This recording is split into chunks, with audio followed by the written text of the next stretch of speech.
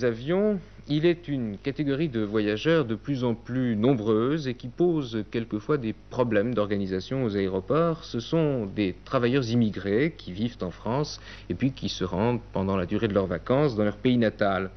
Ce ne sont pas donc des habitués des transports aériens et leur accueil suppose quelquefois quelques dispositions particulières. Pierre Babet est allé aujourd'hui assister à leur départ.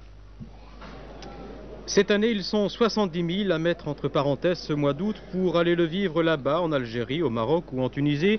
70 000 à avoir eu au bout de 11 mois de travail la perspective de 4 semaines de retour au pays, les yeux déjà remplis des paysages et des visages d'au-delà de la Méditerranée. C'est peut-être ce qui explique la grande patience des Maghrébins d'Orly. Ils attendent au milieu de leurs dizaines de kilos de bagages, dont beaucoup en surpoids.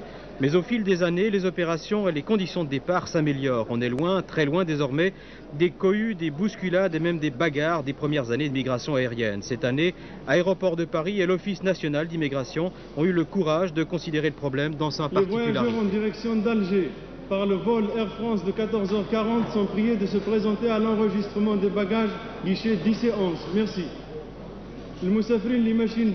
À Orly-Ouest et Orly-Sud, 2 secteurs entiers ont été réservés exclusivement au départ vers l'Algérie et vers le Maroc.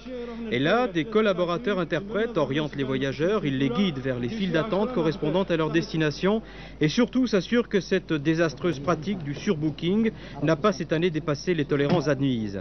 Le secrétaire d'État aux travailleurs manuels est allé ce matin à Orly, aux voyageurs maghrébins. Il a demandé si les conditions de départ étaient convenables. On a mis toute une partie d'aéroport pour les départs pour l'Algérie, avec un service spécial pour les bagages importants, etc. Ça fonctionne bien ou...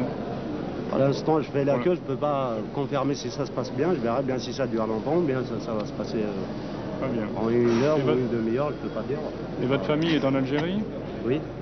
Et alors là, vous rapportez des achats faits pour la famille Des cadeaux pour la famille, ouais. Qu'est-ce que les Algériens rapportent surtout quand ils partent là, en vacances au mois d'août? Qu'est-ce qu'ils rapportent surtout comme objet? Je sais qu'est-ce que je porte dans ma valise, mais...